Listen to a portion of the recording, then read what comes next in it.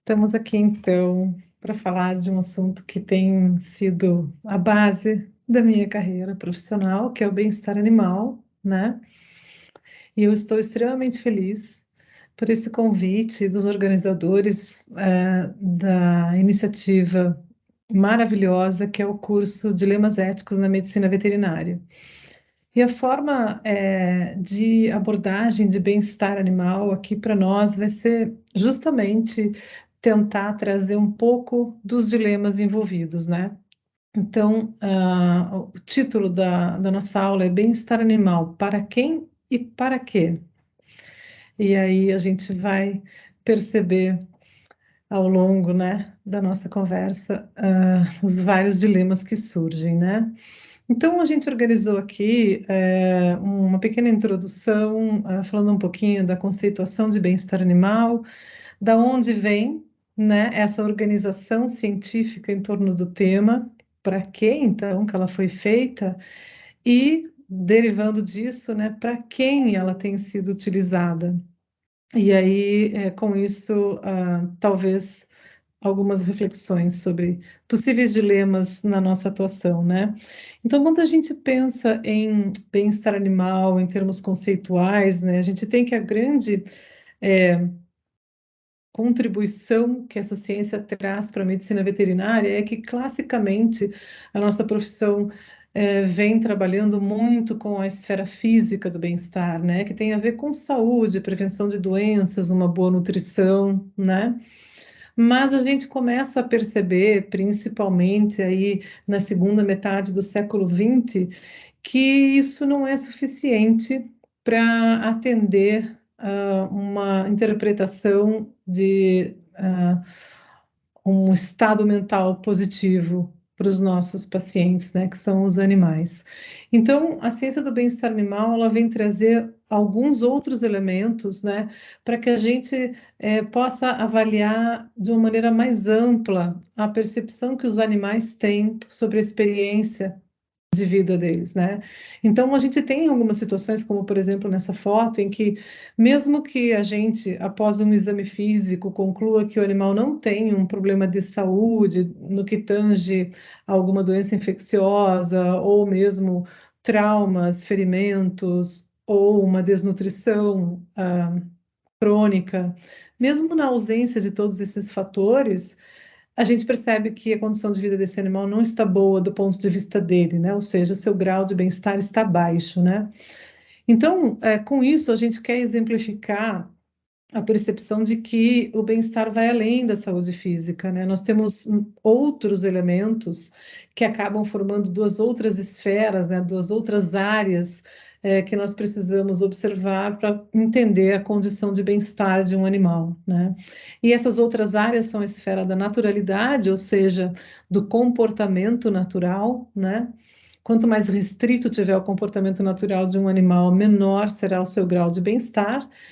E a esfera mental, né, ou psicológica, que na verdade é a principal, né, porque bem-estar é um sentimento, então quando a gente fala em bem-estar, a gente está falando necessariamente de uma esfera mental, né, e a gente acaba utilizando a esfera física e a esfera comportamental porque elas são mais prontamente acessíveis e elas nos dizem sobre a provável predominância de sentimentos de um animal, né?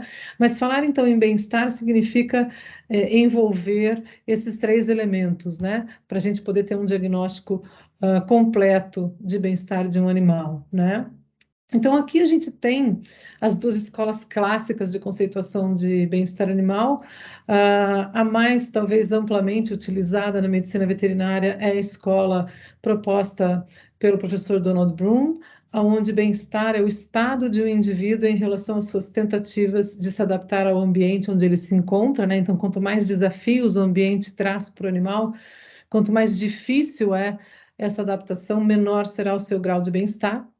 E ela é muito interessante, essa definição, porque ela traz indicadores bastante objetivos, né? Porque o animal vai basicamente usar sua fisiologia e o seu comportamento para se adaptar ao ambiente onde ele está, e tanto os indicadores fisiológicos quanto os indicadores comportamentais são mensuráveis de maneira objetiva, né?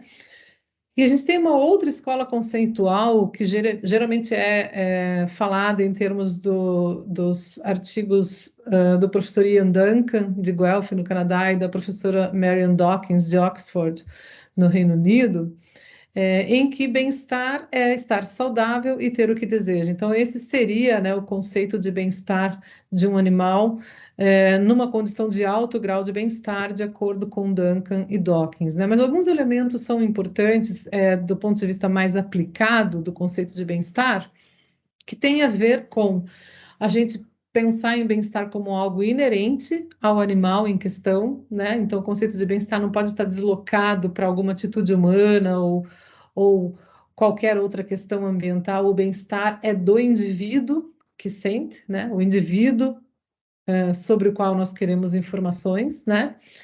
E o bem-estar também tem que ser passível de mensuração, né? Porque a gente precisa entender melhorias de bem-estar, entender pontos críticos de bem-estar de uma forma gradativa, né?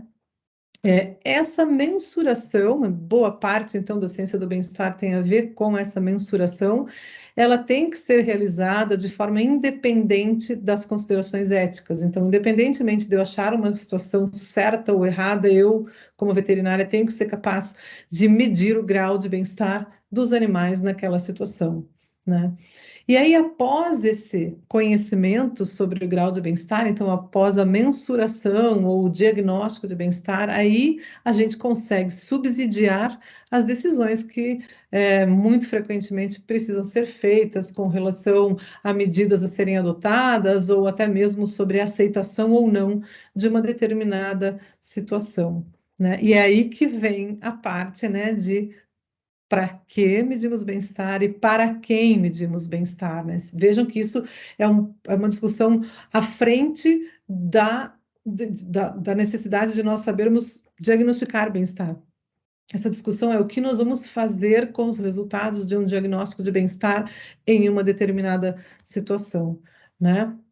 E aí, só relembrando, né, que bem-estar é um conceito importante para todos os indivíduos que sejam considerados sencientes, né?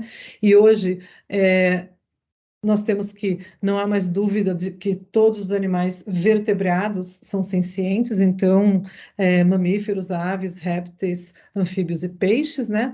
Assim como nós começamos a ter também a certeza científica de que alguns invertebrados, aqui eu coloquei o polvo, né? Mas são os cefalópodes e os crustáceos, começam a ser também entendidos como animais sencientes, ou seja, seu bem-estar também importa.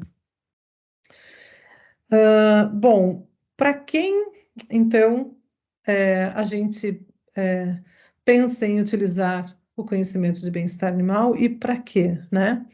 Então, quem seriam potenciais beneficiários do conhecimento sobre bem-estar animal numa situação ideal? E na realidade que nós vivemos hoje, de fato, quem vem se beneficiando com esse conceito de bem-estar animal, né? E uma segunda pergunta, né? Para quê? Qual é a motivação? O que que nós desejamos com isso, né? Então, qual a motivação principal para o desenvolvimento dessa área do conhecimento, da área de bem-estar animal? E aí, com relação a essa segunda pergunta, eu gostaria de trazer um pouco a história do bem-estar animal, né? Ela vai nos ajudar, então, a entender para quem nós, para que nós estudamos bem-estar, né? Essa é uma foto da Ruth Harrison, que foi uma jornalista, né? E que é considerada uma das pessoas-chave aí para o início da organização da ciência do bem-estar animal.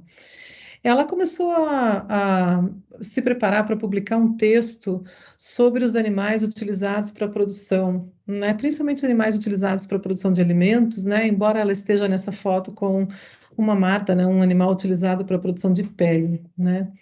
E quando ela começa, então, a se preparar para escrever esse texto, ela vai visitar fazendas de produção, né? Isso na década de 60.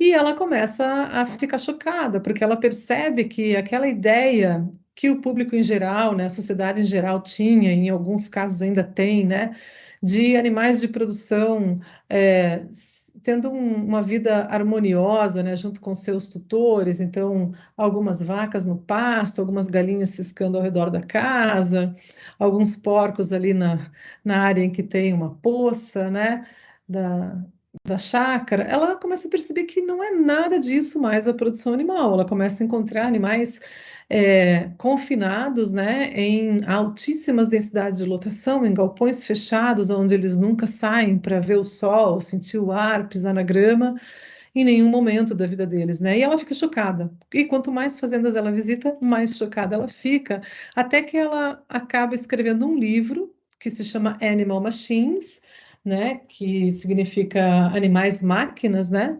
Porque os animais estavam sendo vistos como simples máquinas de produzir alimentos, né? E esse livro é publicado no ano de 1964 e causa realmente um questionamento enorme na sociedade britânica. Ela era inglesa, né? E é a partir desse questionamento que chega até, né, os órgãos governamentais que se decide, então, entender: será que esses animais realmente estão em sofrimento? O que nós sabemos sobre os sentimentos dos animais, sobre como eles se sentem nas situações em que são colocados, né? E essa é uma história muito interessante, mas para não tomar muito nosso tempo, né? No final dessa história, fica claro que era importante investir em pesquisas sobre sentimentos nos animais, sobre como as condições de vida que são impostas a eles impactam, né, a partir do ponto de vista deles. Então, aí começam a surgir, né, em várias universidades e centros de pesquisa, os grupos especializados nesse estudo, que começa então a ser denominado de bem-estar animal, tá? Então começa a partir dessa percepção que foi organizada por uma jornalista e que foi compartilhada com a sociedade inglesa a partir da publicação de um livro, de que os animais utilizados para a produção de alimentos estavam sofrendo muito diante da forma como eles eram mantidos, né? Então, essa é a motivação inicial, e isso nos faz crer, né, que bem-estar animal é uma ciência que se organiza para, se não resolver, pelo menos mitigar, né, essas causas de sofrimento animal, que começa no cenário de utilização de animais para a produção de alimentos, mas que se expande, né, então, para hoje, né, atualmente, todos os contextos de utilização de animais, né? Então aqui a gente tem que para quem e para quê, nós começamos pela segunda pergunta, né? Então a motivação principal para o desenvolvimento da área foi a percepção de sofrimento dos animais utilizados para a produção de alimentos e a necessidade, para quê então, né? Para resolver diminuir de alguma forma esse sofrimento então existente, né? E aí vem a primeira pergunta, né? Para quem? Quem se beneficia do conhecimento sobre bem-estar animal? Então, se a gente seguisse uma lógica linear, né? Obviamente que a resposta seria: para quem que a gente estuda bem-estar animal? A gente estuda bem-estar animal para os animais, para tentar entender aonde existe sofrimento e como esse sofrimento pode ser evitado ou pelo menos diminuído, né? Então, a resposta é: a ciência do bem-estar animal existe para os animais, num mundo onde tivéssemos uma lógica aí e um cenário ideal, né? Mas, de fato, para quem vem sendo, né, utilizado o conhecimento sobre bem-estar animal?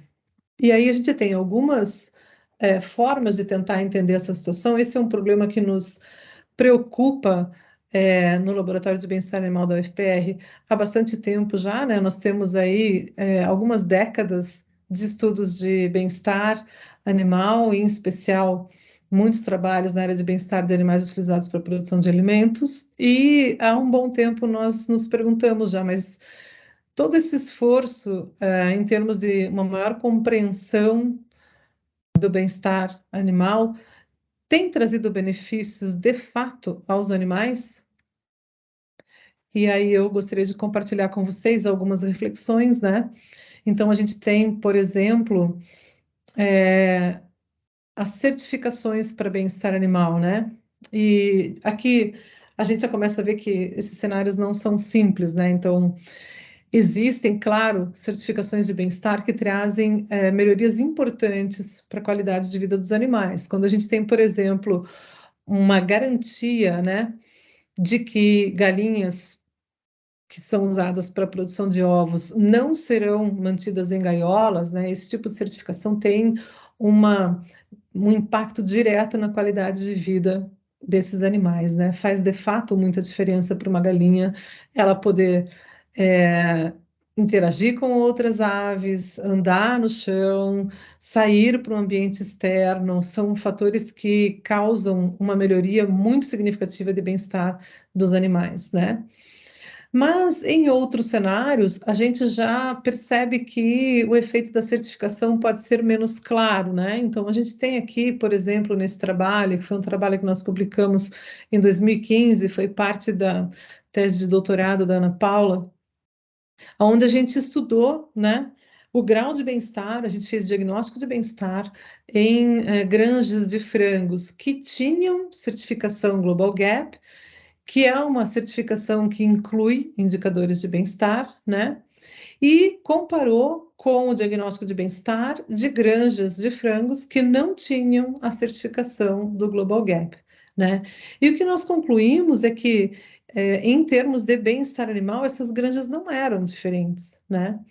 Porque, na verdade, para que a gente tivesse, de fato, melhorias de bem-estar animal a partir da certificação, nós teríamos que ter padrões mínimos mais rigorosos, ou seja, a barra de exigência teria que ser mais alta. Porque quando a gente tem uma certificação em que a exigência é praticamente o que já é feito nos sistemas produtivos, obviamente que essa certificação não vai trazer melhorias significativas, né? Então, aqui a gente já começa a ver que pode haver uma certa utilização do termo bem-estar, né? Porque, de fato, quem tem a certificação pelo Global Gap tem indicadores de bem-estar e pode falar que está certificado para bem-estar dentro do âmbito desse rótulo, né, do Global Gap, mas isso não se traduz numa vida diferente para os animais lá na ponta, né, que deveriam ser, então, de fato, quem se beneficiaria pelo, é, pela certificação, né? Então, esse é um primeiro olhar, né? Mais recentemente, nós fizemos uma pesquisa tentando entender qual a principal motivação das pesquisas na área de bem-estar animal. E a nossa pergunta era quanto o animal estava presente nos artigos científicos sobre bem-estar animal, né? E nós tivemos aí uma metodologia bastante complexa, esse artigo deve sair em breve, né? Ele é resultante da iniciação científica da Akemi Fragoso, né? E então, a partir de critérios, né, nós pontuamos cada artigo científico de um, que seria a menor nota, então seria um artigo científico que falaria em bem-estar animal, mas não trataria dos animais como a principal motivação do trabalho, né, até a nota 10, que seria um trabalho totalmente centrado nos animais, né? E aí o que a gente percebeu, né, e está aqui nessa tabela, é que as notas médias, elas ficaram em torno de 4 a 6, né? Ou seja, se fôssemos assim pensar no ambiente escolar, ninguém teria passado por média, né? Não chegou a 7, né? Então já nos surpreendeu um pouco que essa nota foi um pouco mais baixa do que a nossa expectativa, né? E aí a gente tem aqui 3 décadas diferentes avaliadas, tá? Foram 180 artigos que foram lidos para se fazer essa tabela, né? E o que a gente tem aqui são 2 áreas de publicação. Então, periódicos da área da produção animal. Vou pegar um cursor aqui para ficar mais fácil para explicar a tabela. Né? Então, a gente tem periódicos da área de produção animal e a gente tem periódicos científicos da área de bem-estar animal. Então, todos os artigos publicados nessas revistas que foram avaliados produziram uma média é, que foi em torno de 4,5 a 4,9 para os periódicos de produção, e uma média que foi em torno de 6 a 6,8 para os periódicos de bem-estar animal. Então, a gente já percebe uma diferença aqui nessas notas, né? De fato, existem vários artigos que são publicados em periódicos de produção animal e que são escritos abordando o bem-estar animal, mas que têm como prioridade índices zootécnicos, qualidade do produto e assim por diante, né? Uma outra coisa que a gente percebeu foi que, para as revistas de bem-estar animal, existe, ao longo das 3 décadas, um aumento dessa preocupação central com os animais. Vejam que a nota sobe de 6,09 para 6,27 em 2010 para 6,84 em 2020. Enquanto que nas revistas voltadas à produção animal, a gente não tem esse efeito de aumento linear das notas ao longo do tempo. A gente passa de 4,59 no ano 2000 para 4,9 em 2010, volta para 4,56 em 2020, de forma que não tem uma diferença estatística, que é um número estável, digamos assim, né? Então, a partir da avaliação desses artigos, né, o que nós percebemos foi que o animal, como motivação principal para as publicações científicas de bem-estar animal, ele ainda aparece de uma maneira muito modesta.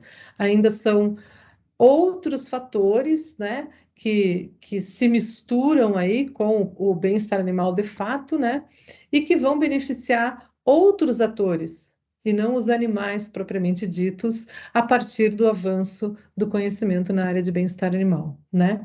E aqui eu coloquei um exemplo mais grosseiro, né, dessa apropriação do termo para cenários em que os animais realmente não são, não é que eles deixam de ser o centro, eles são desconsiderados totalmente, né? Então aqui a gente tem um cenário que é um cenário de maus tratos, uma foto de uma vaquejada, e a gente tem essa figura, né, que muitas vezes é inclusive um colega, né, que se diz juiz de bem-estar animal. Então, essa é uma apropriação indevida do termo, né, num cenário onde qualquer diagnóstico de bem-estar apresentaria uma situação de maus tratos contra animais, né? Então, a gente tem realmente uma série de dilemas aqui nessa área de trabalho, né?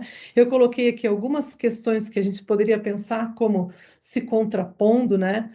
Então, desde o mais básico, que é o fato de que muitos de nós entramos, né, numa universidade para fazer o curso de medicina veterinária por amor aos animais, né? E a gente começa a aprender sobre a demanda social para o médico veterinário, sobre a necessidade de trabalhar com a indústria, sobre a necessidade de trabalhar com a produção, a necessidade de fazer inspeção de alimentos para garantir saúde pública e assim por diante. A gente começa a perceber que as demandas são muito variadas e algumas delas até paradoxais para o médico veterinário no que tange a bem-estar animal, a proteção animal, né? A gente tem, por exemplo, a mesma sociedade que nos pede altos conhecimentos de medicina veterinária clínica, por exemplo, de cardiologia, né? Essa mesma sociedade que também demanda produtos de origem animal ao menor custo, né? Que demanda que o médico veterinário esteja lá, avaliando em sensibilização mecânica, colocando seu conhecimento à disposição da matança de animais, né? Então, não é uma posição confortável, né? A gente tem cenários opostos, por exemplo, quando a gente pensa em cachorro e gato, né? Família multiespécie, e quando a gente pensa em vacas ou galinhas, né? Embora a gente, com a nossa formação, tenha plena consciência de quão similares esses animais são, nós somos colocados em situações, às vezes, diametralmente opostas de trabalho, né? Então, é um cenário de bastante, de vários paradoxos, né? De bastante dificuldade, eu diria, né? E talvez, como uma última mensagem, eu deixaria aqui uma reflexão sobre a gente fazer o melhor possível respeitar sempre nossos valores pessoais, né? Nunca fazer algo que nós não concordemos, né? Algo com que nós não concordemos, né? E procurar ficar em paz com essa complexidade toda, né? Por mais difícil que isso pareça ser, e realmente é, né? Por mais difícil que isso seja, é melhor do que simplificar, né? Então, agradeço a atenção de todos, é um prazer, e eu espero ter oportunidade de conversar mais sobre esses temas. Abraços.